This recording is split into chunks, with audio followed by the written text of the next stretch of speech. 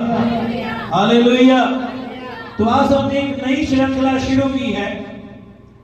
उस श्रृंखला के अंदर हम एक खास मैसेज को लेकर ये आने वाले सप्ताह में चलने वाले हैं। 6 मैसेज हैं टोटल। कितने मैसेज हैं? 6 मैसेज हैं। ये 6 मैसेज को आपको समझना होगा। सुबह जो मैसेज हुआ था वो आपको घर जाकर सुनना पड़ेगा। जो सुबह मैसेज दिया गया था वो पार्ट 1 था, वो पहला भाग था। अभी जो शाम को ये भाग क्या है? दूसरा है। Hallelujah, hallelujah. तो इससे पहले कि मैं वचन की ओर आपको लेके जाऊं, आप लोग सुबह कुछ लोग नहीं आए थे, आपको मैं फिर से उसको रिपीट करना चाहूंगा। ये साल हमने परमेश्वर के आगे वाचा बांधी थी। 31 की रात को वायदा नहीं किया था। वायदे करके हम मुकर जाते हैं, पीछे हट जाते हैं। हमने प्रभु के आगे वाचा बांधी थी और वाचा प्रभु याद रखता है, स्मरण करता है। वाचा हमने प्रभु से ये बांधी थी कि प्रभु ये साल मैं पिछले सालों के मुकाबले मैं आत्मिक जीवन में ज्यादा बढ़ोतरी करूंगा। मैं क्या करूंगा? बोलिए बोलिए। आत्मिक जीवन में ज्यादा बढ़ोतरी, मैं अपने प्रार्थना वाले जीवन में ज्यादा बढ़ोतरी, मैं वचन वाले जिंदगी में क्या करूंगा? बढ़ोतरी करूंगा। मतलब मैं प्रभु के अंदर, प्रभु की नजदीकी में ज्यादा बढ़ूंगा। और अभी ये साल के 2 महीने कंप्लीट होने वाले हैं।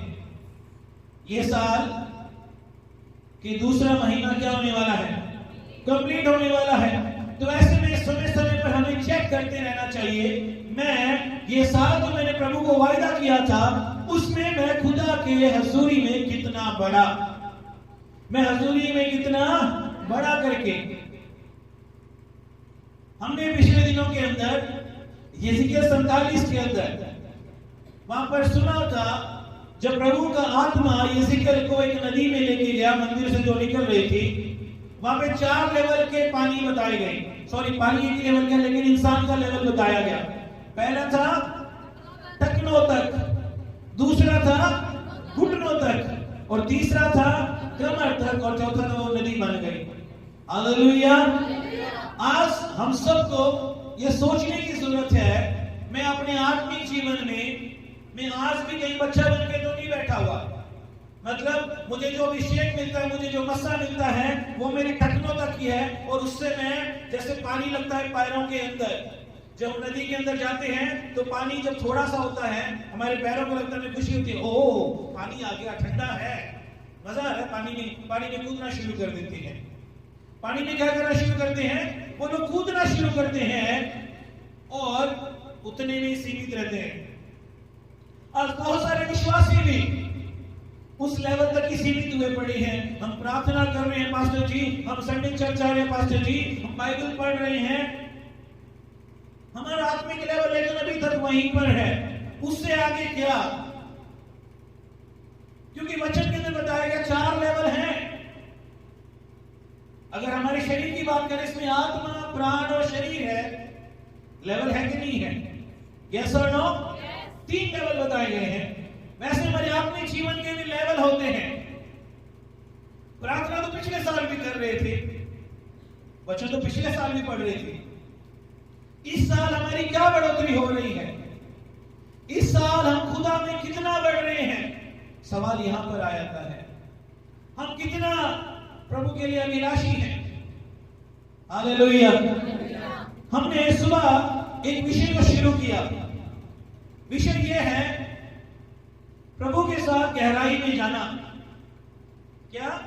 परमेश्वर के साथ, थोड़ा जोर से बोलिए, नौजवानी बैठी ना यहां पर। यस, प्रभु के साथ कहां जाना? गहराई में। क्यों मालूम है? लूका की पुस्तक उसके 5वें अध्याय के 4थे वचन में यीशु मसीह ने पतरस को बोला, पतरस गहरे में चल। कहां चलने के लिए बोला प्रभु ने? गहरे में चल। आज अपना नाम वहां पर लिख दीजिए। पतरस को हटा के अपना नाम वहां लिख दीजिए। सुमित गहरे में चल, लवली गहरे में चल, रवि गहरे में चल। मैं कुछ तुझे दिखाना चाहता हूं। तू गहरे में चल, मैं तुझे कुछ दिखाना चाहता हूं। तो हमने सुबह देखा मूसा उसके अंदर एक भूख थी, एक प्यास थी। वो खुदा को बोल रहा, प्रभु मुझे अपनी गति बता दे, मैं समझना चाहता हूं, मुझे अपने आप को मेरे पर पूरी तरह से क्या कर दे, जाहिर कर दे। कैसे समय में बोल रहा है मालूम है? जब उसने इतने काम भी देख लिए हैं, अभी उसकी भूख नहीं मिटी। हमारी भूख मिटी पड़ी है, इसलिए हम लोग वहीं पर लिमिटेड हुए पड़े हैं। हमारी संतुष्टि खत्म हुई पड़ी प्रभु के अंदर, वहीं पर बने हुए हैं। प्रभु के अंदर संतुष्टि जो होती ना, आत्मिक जो संतुष्टि वो कभी खत्म नहीं होनी चाहिए, उसको बोलते हैं असंतुष्टि। प्रभु के अंदर, हमारे अंदर असंतुष्टि रहनी चाहिए। किस बात को लेकर? पवित्र असंतुष्टि। किस बात को लेकर? मैंने खुदा को और जानना है। दुनिया के लालच लोग के अंदर की बात नहीं कर रहा हूं, उसके अंदर संतुष्ट रहो, जो लिखा हुआ है जो मिला उसमें संतुष्ट रहो। मैं बात कर रहा हूं प्रभु को जानने के बारे में। प्रभु को जानने के बारे में असंतुष्ट हूं, मैं और जानना चाहता हूं। खुदा, मैं तेरी हजूरी को और महसूस करना चाहता हूं, मैं तेरे वरदानों को और लेना चाहता हूं, मैं तेरे दर्शन को देखना चाहता हूं। हालेलुया। ये सुबह का मैसेज एक था, अगर उसको प्रचार करूंगा तो आज का मैसेज यहां पर रुक जाएगा। अभी हम पॉइंट 2 के ऊपर बात करने वाले हैं। पहले फिर से मैं उन वचनों को चाहूंगा रिपीट किया जाए। निर्गमन की पुस्तक उसका 33वां अध्याय, उसके 13 और 18 वचन पढ़िए जरा जल्दी से।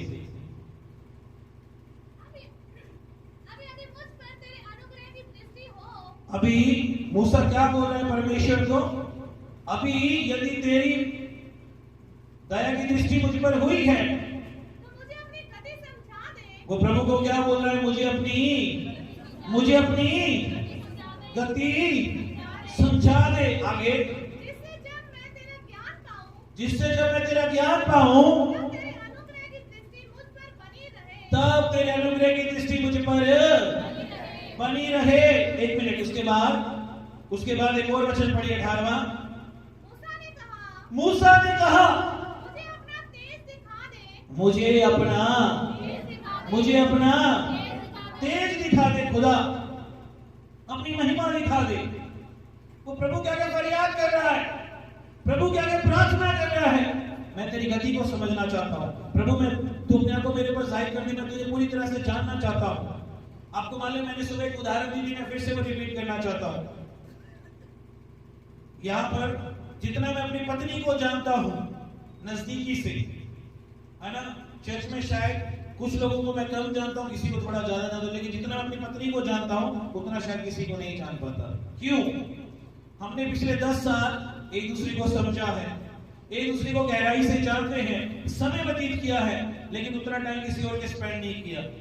यस और नो? हमने खुदा को भी उतना ही जाना है जितना हम जानना चाहते थे। आप सोच के देखिए, आपके फैमिली में जितना आप अपने मम्मी पापा को जानते हो, भाई बहन को जानते हो, क्या उतना आप खुदा को जानते हो? नहीं जानते। हम उतना नहीं जानते। हम नहीं जानते। क्यों? क्योंकि दुनिया के लोगों के साथ हमारा समय बिताना ज्यादा है। यस और नो? हाँ या ना? दुनिया के लोगों के साथ हम ज्यादा टाइम स्पेंड करते हैं, इसलिए हम उनको ज्यादा जानते हैं। खुदा के बारे में इतना वो चमत्कार करता है, ठीक है, वो प्रार्थनाएं सुनता है, ठीक है, वो बड़े बड़े काम करता है, ठीक है, लेकिन अब आगे क्या? अब तेरे जीवन में और क्या? तूने क्या देख लिया? क्या वरदान तुझे जाहिर कर दिए? क्या प्रभु ने अपने आप को तेरे में प्रकट कर दिया? आपको मालूम है मूसा, ये बात प्रभु कह के क्यों और कैसे में बोल रहा है? मूसा वो है जिसने प्रभु को एक जलती हुई झाड़ी के अंदर से बातचीत करते हुए देखा। आया ना? मूसा वही है जिसने मिस्र के अंदर प्रभु के बड़े कामों को देखा। आया ना? मिरेकल्स को देखा कि नहीं देखा? वो मिरेकल सिंपल नहीं थे, चमत्कार छोटे मोटे नहीं थे, बड़े बड़े मिरेकल्स थे। आग बरस रही थी, समुद्र लाल हो रहा था, टिड्डियां आ रही थी, मेंढक आ रहे थे, फोड़े हो रहे थे, अंधकार छा रहा था, बहुत कुछ हो रहा था वहां पर। उसने देखा खुदा ने कैसे लाल समुद्र को क्या कर दिया है? 2 भाग कर दिया। उसने देखा खुदा ने कैसे स्वर्ग से मन्ना बरसाया। उसने देखा कैसे परमेश्वर ने स्वर्ग से बटेर डाले अपने लोगों के लिए। उसने देखा खुदा ने एक खारे पानी को क्या कर दिया, मीठा कर दिया। उसने इतना ही नहीं, प्रभु को बहुत नजदीक से देखा जब वो 40 लोगों को लेकर पहाड़ पर गया था। यस और नो?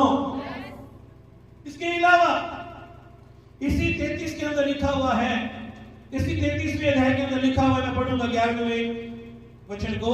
यहोवा मूसा से इस प्रकार आमने सामने बातें करता था जिस प्रकार कोई अपने भाई से बातें करे।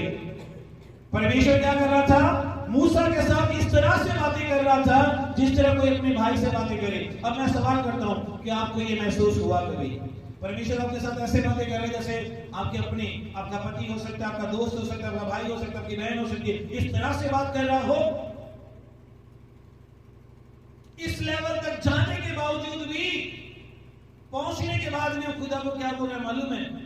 प्रभु मैं अभी भी तुझे समझना चाहता हूं। क्यों मालूम है? उसके अंदर एक भूख है, उसके अंदर एक प्यास है, उसके अंदर एक भूख है। बोलिए, उसके अंदर एक क्या हमारी भूख शांत हुई पड़ी है? हमारी भूख क्या हुई पड़ी है? शांत हुई पड़ी है। हम बस टिके पड़े हैं जहां पर है, ठीक है, हम जहां पर है बस काफी है, हम उससे आगे नहीं बढ़ना चाहते।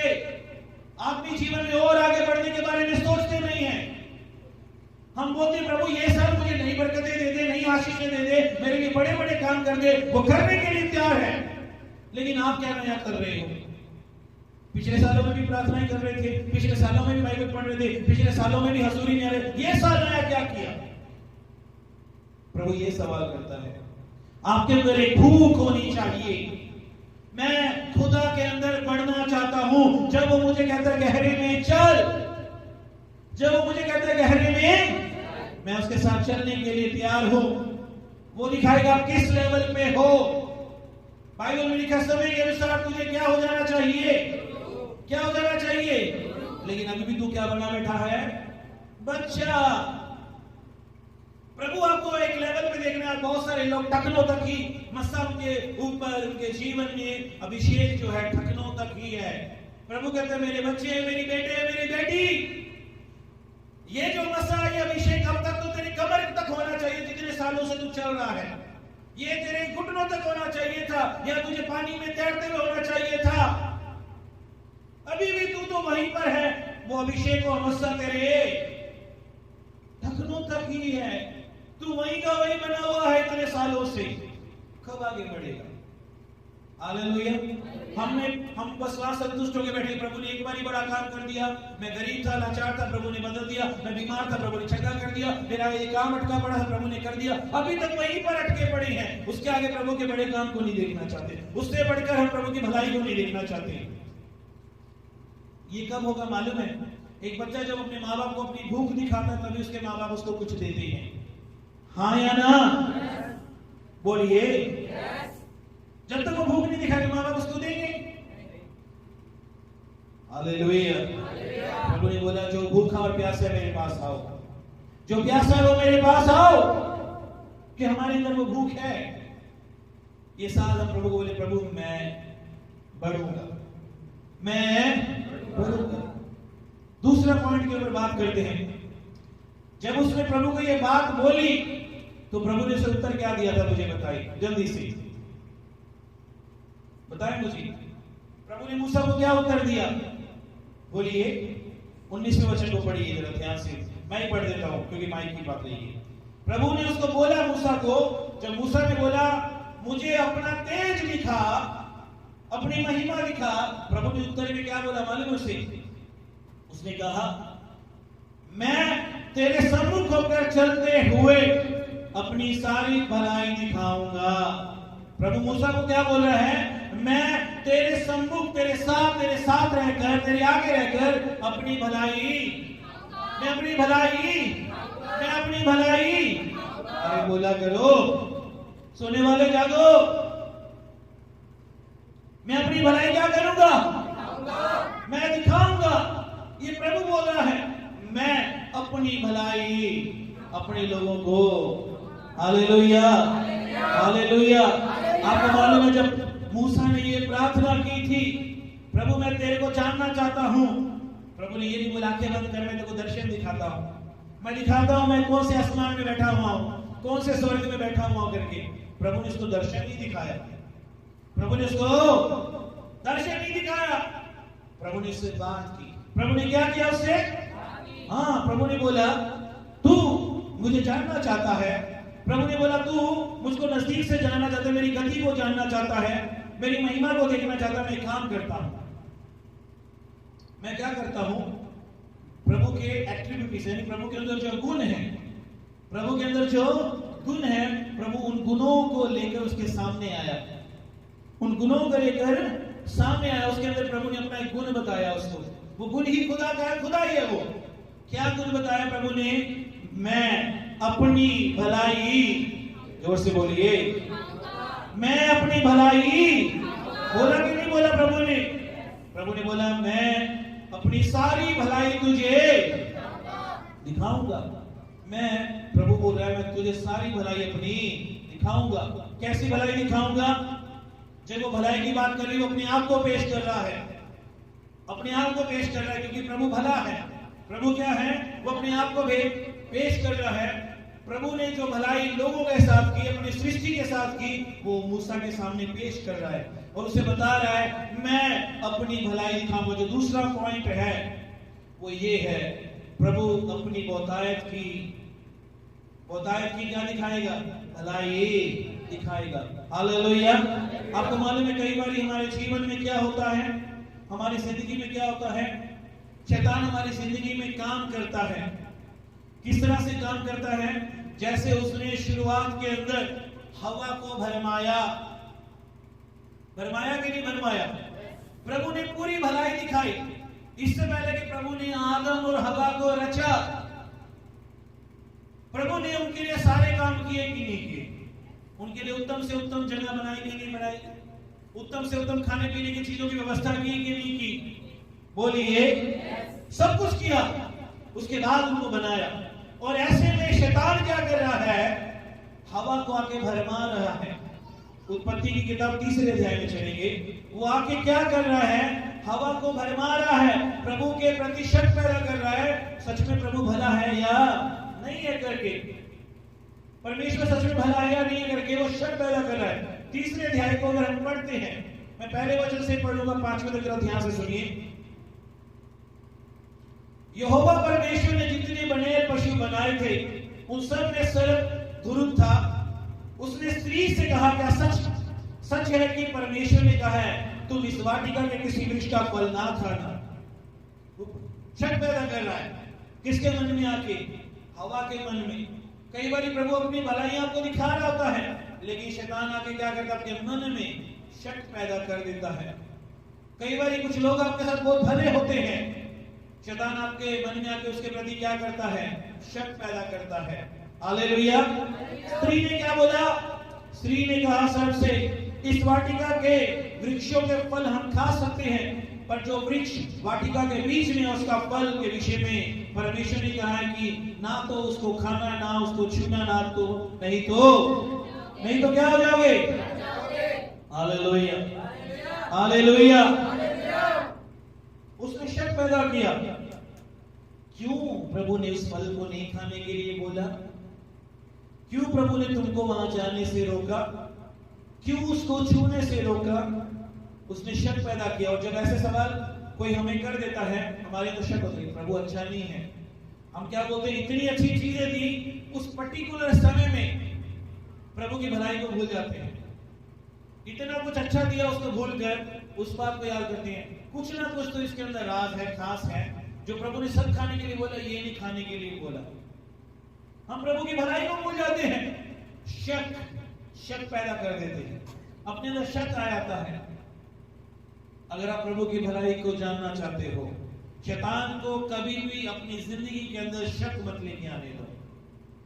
वो शक लेके आएगा, प्रभु ने तुझे छोड़ दिया, प्रभु तेरी परवाह नहीं करता, प्रभु अब तेरे ऊपर अपनी नजरें नहीं रखता, अब प्रभु तेरे काम नहीं करेगा। वो शक लेके आता है। हालेलुया। तो आप लोग यहाँ पर हाजिर हैं? वो शक लेके आता है, हमारे जीवन से प्रभु की भलाई को हटाने की कोशिश करता है कि सच में वो परमेश्वर भला है। आपको मालूम है प्रभु ने क्या बोला? निर्गमन 34 में जब हम आते हैं, अगर आप निर्गमन की पुस्तक उसके 34वें अध्याय के अंदर आओगे, वहां पर परमेश्वर ने मूसा से फिर बात की। पहले 33वें अध्याय में बातचीत हो रही है, अभी 34वें अध्याय में प्रभु से बात कर रहा है। अगर 34वें अध्याय के अंदर आप आओगे, उसके 6वें वचन से पढ़ूंगा, जरा गौर से सुनिएगा। यहोवा उसके सामने होकर यूं प्रचार करता हुआ चला, यानी परमेश्वर अपना ही प्रचार उसका आगे करवाता हुआ चल रहा है। यहोवा यहोवा ईश्वर दयालु और अनुग्रहकारी। कैसा परमेश्वर है? बोलो बोलो बोलो। दयालु और अनुग्रहकारी, कोप करने में धीरजवान और अति करुणामय और सत्य, हजारों पीढ़ियों तक निरंतर करुणा करने वाला, अधर्म और अपराध और पाप को क्षमा करने वाला, परंतु दोषी को किसी प्रकार से निर्दोष। हालेलुया। इस तरह के वचन अक्सर आपको पुराने नियम में मिलेंगे अलग अलग जगहों पर, जहां पर परमेश्वर अपना खुद प्रचार करवा रहा है कि परमेश्वर कैसा है।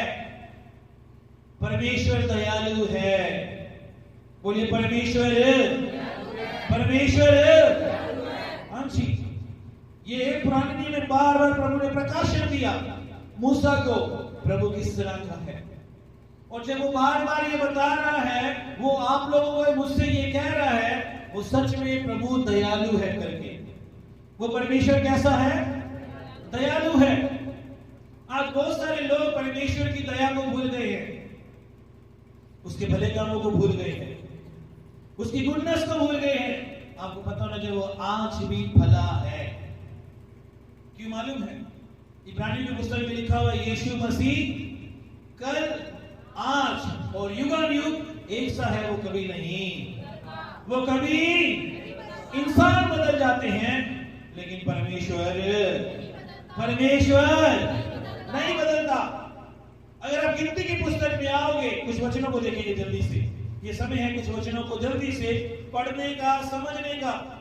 अगर आप गिनती की पुस्तक आओगे, उसके 14वें अध्याय के अंदर क्या लिखा हुआ है वहां पर 18वें वचन में,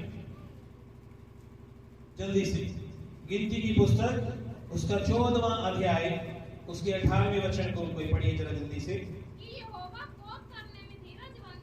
क्या लिखा हुआ है यहाँ पर? यहोवा कोप करने में धीरजवंत। परमेश्वर कोप करने में कैसा है? धीरजवंत है और अति करुणामय है। अधर्म और अपराध को क्या करने वाला? क्षमा करने वाला। बस वो दयालु है, वो अपनी करुणा दिखाता है, वो अपनी भलाई दिखाता है। भजन संहिता उसका 86, भजन संहिता उसका 86 देखिए जरा वहां पर क्या लिखा 15वें वचन में। 86 उसका 15वां वचन में पढ़ूंगा। परंतु प्रभु तो दयालु और अनुग्रहकारी परमेश्वर है। परमेश्वर कैसा है? दयालु और अनुग्रहकारी है। तू विलंब से कोप करने वाला और अति करुणा।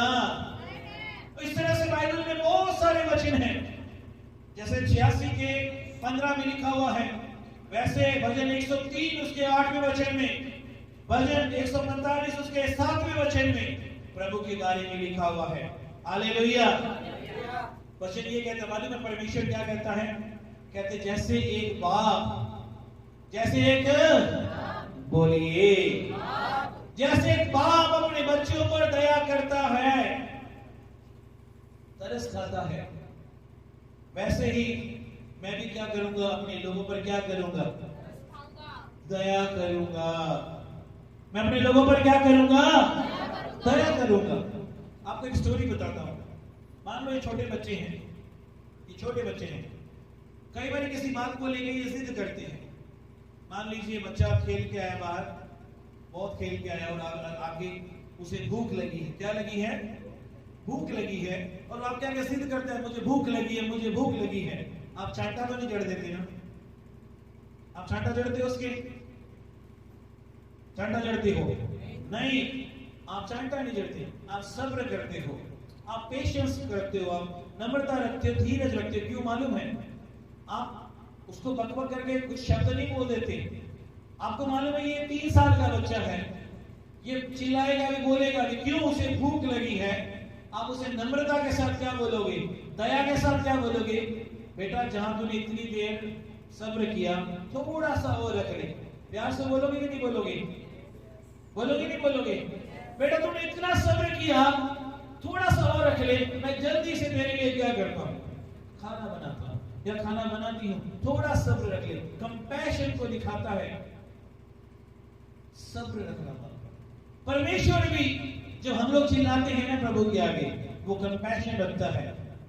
वो हमें मारने नहीं लग जाता, वो ताड़ना नहीं करने लग जाता, वो हम पे दया करता है, वो अपनी भलाई दिखाने लग जाता है। हालेलुया। जैसे बच्चों के ऊपर होती है ना।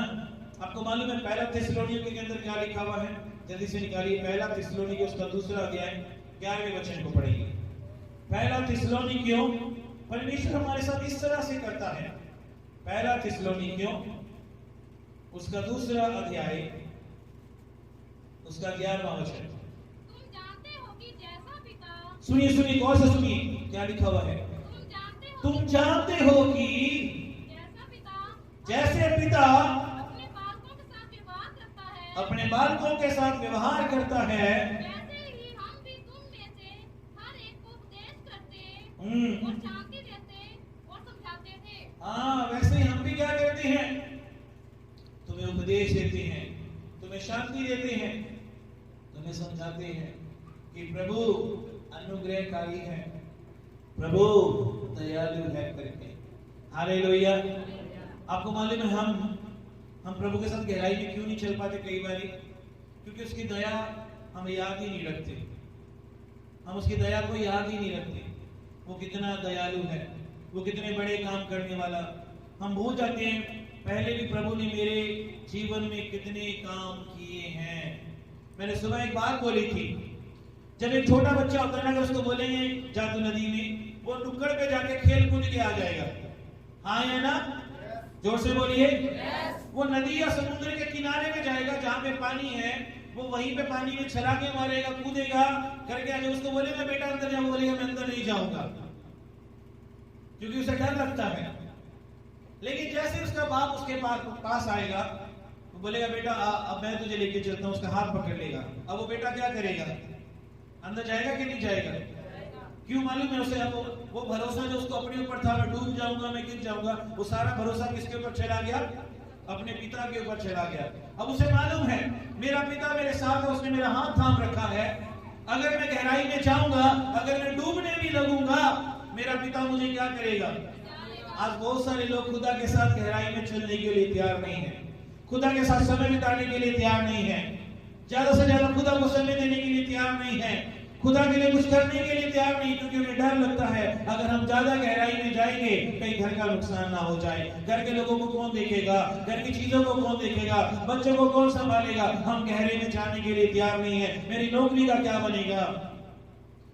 हम लोग गहरे में जाने के लिए तैयार नहीं है। आपको मालूम है जब प्रभु ने पतरस को बोला गहरे में चल, वो गहरे में गया, और जब वो गहरे में गया खाली हाथ वापस आ गया? बोलिए जोर से, खाली हाथ वापस आया? नहीं। लिखा हुआ है जब उसने प्रभु की बात को माना और वो गहरे में चला, उसने इतनी मछलियां पकड़ी, उसने जिंदगी में कभी इतनी मछलियां नहीं पकड़ी दिन के समय में। और आप भी सच में प्रभु का कहना मानकर ये साथ बोलो, प्रभु मैं तेरे साथ गहराई में चलने के लिए, तेरे साथ गहराई में चलने के लिए तैयार हूं प्रभु जी।